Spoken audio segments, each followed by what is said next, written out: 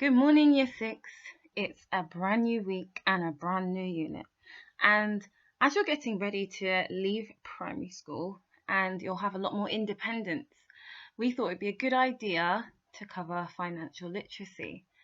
So I remember first learning any financial literacy when I was in secondary school, and I was studying business studies as part of my GCSEs. And I think that's a little bit too late for us to start learning about how to manage our money and how to understand how money works. So we brought it, we've simplified it a little bit, obviously, with you being in year 6, but we're going to give you an introduction to financial literacy over the next few weeks. So I hope you'll enjoy it. And this is putting all of what you've learned into life skills, putting it into action. So let's get started. Writing down today's date, the 6th of July 2020, and our learning intention is to explore currency. For today's lesson, you will need your pencil, paper, thinking hats.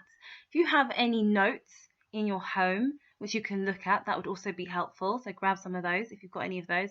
You'll just need one of each if you can possibly get them. But if not, just grab what you can. And that's it. Check. So what is financial literacy? Well, financial literacy is the skills and knowledge that allow us to make informed and effective decisions in relation to finance. That means they help us to know exactly what our money is worth, what we can do with our money, and helps us to make decisions when we know exactly what we're able to do.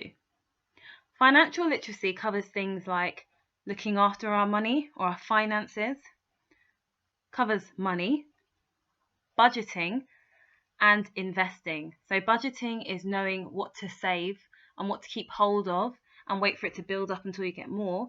And investing is when you might spend your money on something hoping to get a reward, hoping to get a return on your money. Okay, so we're going to be talking a bit more detail about the vocabulary, and over the course of the next few lessons we will explain what some of these words mean in greater depth. So what is money and its function in society? That means what is it used for in society? I want you to just pause the video here and have a think about what money is and what it's used for. You might want to talk to somebody in your home. You might want to write it down. It's up to you. Excellent. So let's go through it together. Well, money is a medium of exchange. That means it can be used to swap things of equal or similar value. So that's like when you go into the shop and you want to buy a packet of sweets for 70p. You exchange your money for the sweets. But there's a number of other uses for money too. Money is a store of value. That means that it's an asset because it keeps its value. So, generally speaking, let me give you an example. Say you wanted to buy some sun cream. Now, in the summer, your sun cream is of high value. It's in need. Whereas in the winter, we don't really need your sun cream. So its value is dependent on the weather. Whereas with money, whether it's hot or whether it's cold, the value maintains the same. Money is also a unit of account. That means it helps us to value our goods. So, say for example, I wanted to buy a bike. And I went to a shop, but there were 2 bikes on display. And I wasn't sure which one might have a greater value. So I could look at the description and decide which one's better, and that's really important. But I can also look at how they've both been valued, and that will tell me which one might be worth more. Money can also be used as a standard of deferred payment. This allows us to buy something now and pay for it later. No, that's not stealing. In this case, the seller has agreed that we can buy it from them for the amount of money that we have and pay them the rest later. Sometimes you can do that with the seller direct, and in other cases, a bank might pay the seller on your behalf and then you agree to pay the bank the money. So some key terminology today. you're going to hear this quite a lot, is the word currency. Currency is a system of money in use in a particular country. So currencies vary from country to country. In England here, we know we use the pound. In the United States of America, they use dollars. In Abu Dhabi, they use dinars. And in other countries in Europe, they use euros. So currencies change from country to country, but the definition of currency is that it is a system of money in use in a particular country. So money has been around for a very, very long time, but not as we know it today. In the year 5000 to 2000 BC, so that was 7,000 years ago, livestock and other goods were used as money. That means people used to exchange their animals instead of using money. Then, from 3000 to 2000 BC, miniature replica money started to be used. And in 1000 BC, coins began to be used. Paper money was used in China, as far as we know, from the 11th century. And Marco Polo traveled to Asia and brought back exotic stories as well as paper money from Asia in the 13th century. So he's credited with bringing back paper money from Asia in the 13th century. But what do we use now? That's right. Now we use coins and notes. Do you know how many coins and notes we have in this country? That's right, we have 8 coins and 4 notes. 1p, 2p, 5p, 10p, 20p, 50p, £1, £2. Those are all the coins that we have. And our notes are £5, £10, £20 and £50. Can you think of anything else we might use instead of money? Yes, we can use our credit cards, and lots of times people use their banknotes instead in place of the money. They act and they have money on them, but we use them in place of actually exchanging money in our hands. So each country has its own banknotes or currency that are used to pay for goods and services in that country. These banknotes are of great significance to the citizens of the countries. They feature important historical scenes, national symbols, architecture, and local landscapes. So that means they show the buildings, symbols that are associated with that country, and how the country looks. Every single detail, from the colour scheme to the pictures, the images, to the fonts, has each been very carefully considered. What do you notice on our £10 note? Pause the video here and just talk to somebody in your home about what you can see on our £10 note. Brilliant.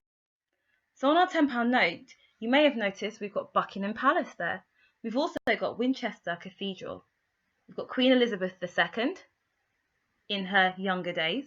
And we've also got images taken from the Royal Coat of Arms and the Royal Badge of Wales to represent all 4 nations of the UK. So that's Scotland, Wales, England, and Northern Ireland. But money around the world looks quite different. In Nepal, you can see their currency shown on screen. This is the Nepalese rupee. Underneath that, we have money from Afghanistan, which is the Afghan Afghani. Underneath that, we have money from Laos, which is called the Lao Kip. And on the other side, we've got money from China, and their national currency is the renminbi. In Nicaragua, we have the Nicaraguan Cordoba. And in Belarus, they use the Belarusian ruble. So I want you to just have a look at each of these different units of currency, and I want you to do some research on the countries. Do some research, find out their geography, the people portrayed, and try to tie the features on the money to the country. I want you to look at other examples as well of banknotes from around the world. Maybe you could compare some Asian countries to African countries, or maybe those even in Latin America. Think about the differences and how the geography of that country impacts on what is shown on their notes.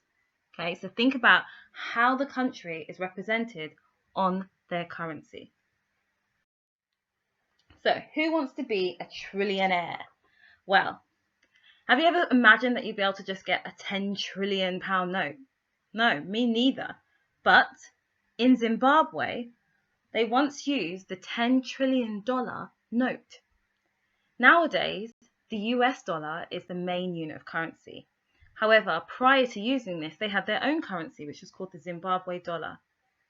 Now, I want you to explore other countries that also have large denominations of banknotes.